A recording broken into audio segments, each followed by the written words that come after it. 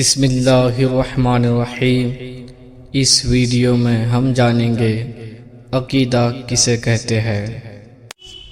عقیدہ اللہ عز و جل ایک ہے، کوئی اس کا شریک نہیں، نہ ذات میں، نہ صفات میں، نہ افعال میں، نہ احکام میں، نہ اسما میں۔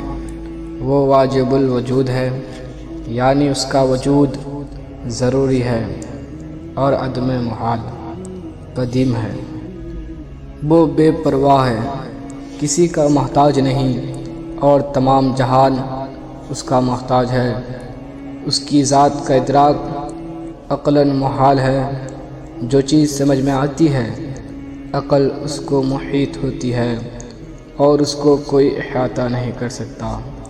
البتہ اس کے افعال کے ذریعے سے اجمالاً اس کی صفات بھر ان صفات کے ذریعے سے معرفت ذات حاصل ہوتی ہے۔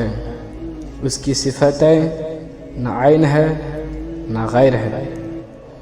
جس طرح اس کی ذات قدیم ازلی ابدی ہے، صفات بھی قدیم ازلی اور ابدی ہے۔ اس کی صفات نہ مخلوق میں ہے نہ ریز قدرت داخل۔ ذات صفات کے سوا سب چیزیں حادث ہے، یعنی پہلے نہ تھی پھر موجود ہے۔ صفات الہی کو جو مخلوق کہے یا حادث بتائے، یعنی ختم ہونے والی ہے، تو گمراہ اور بددین ہے۔ جو عالم میں سے کسی شے کو قدیم مانے یا اس کے حدوث میں شک کرے، وہ کافر ہے۔ نہ وہ کسی کا باپ ہے، نہ بیٹا، نہ اس کے لیے بیوی جو اسے باپ یا بیٹا بتائے یا اس کے لیے بیوی ثابت کرے، کافر ہے۔ بلکہ جو ممکن بھی کہے، گمراہ اور بددین ہے۔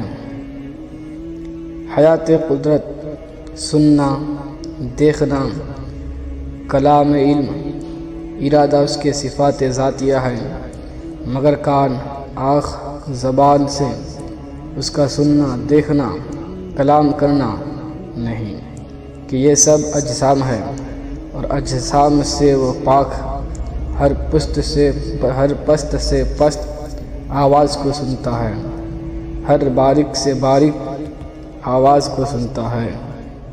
حضرت محترم، ہر باریک سے باریک کو خرد بین سے محسوس نہ ہو، وہ دیکھتا ہے، بلکہ اس کا دیکھنا اور سننا انہی چیزوں پر منحصر نہیں ہے۔ ہر موجودہ کو دیکھتا ہے، ہر موجودہ کو سنتا ہے۔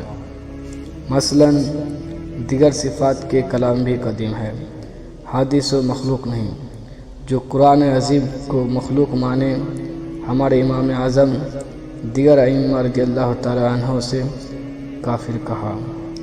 اس کا کلام آواز سے پاک ہے، اور یہ قرآن عظیم جس کو ہم اپنی زبان سے تلاوت کرتے ہیں، مصاحف میں لکھتے ہیں، اسی کا کلام قدیم بلا صوت ہے، اور یہ ہمارا پڑھنا لکھنا اور یہ آواز حادث، یعنی ہمارا پڑھنا حادث ہے، اور جو ہم نہ پڑھا قدیم، ہمارا لکھنا حادث اور جو لکھا قدیم، ہمارا سننا حادث اور جو ہم نے سنا قدیم، ہمارا حفظ کرنا حادث اور جو ہم نے حفظ کیا قدیم۔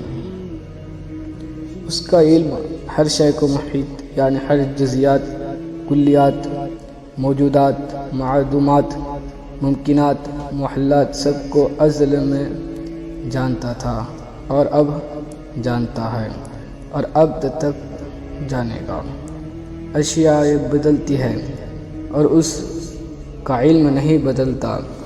دلوں کے خطروں اور وسوسوں پر اس کی خبر ہے، اور اس کے علم کی کوئی انتہا نہیں۔ وہ غیب و شہادہ ہے، سب کچھ جانتا ہے۔ علم ذاتی اس کا خاصہ ہے۔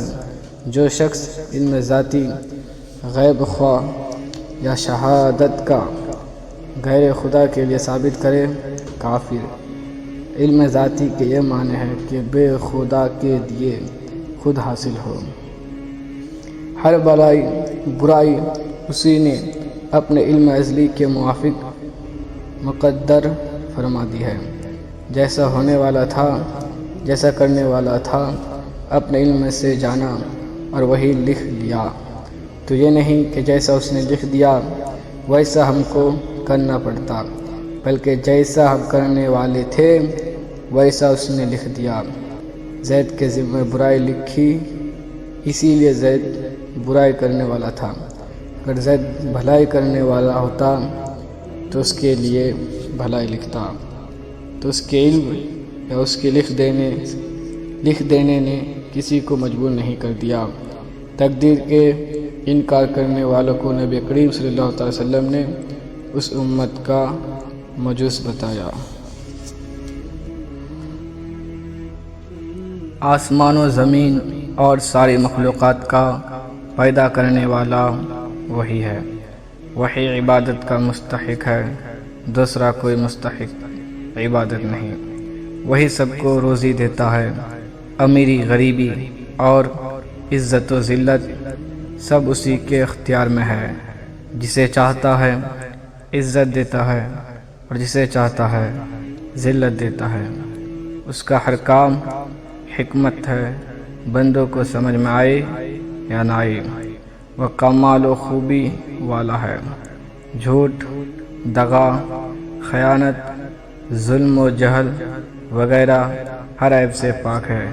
اس کے لیے کسی عیب کا ماننا کفر ہے۔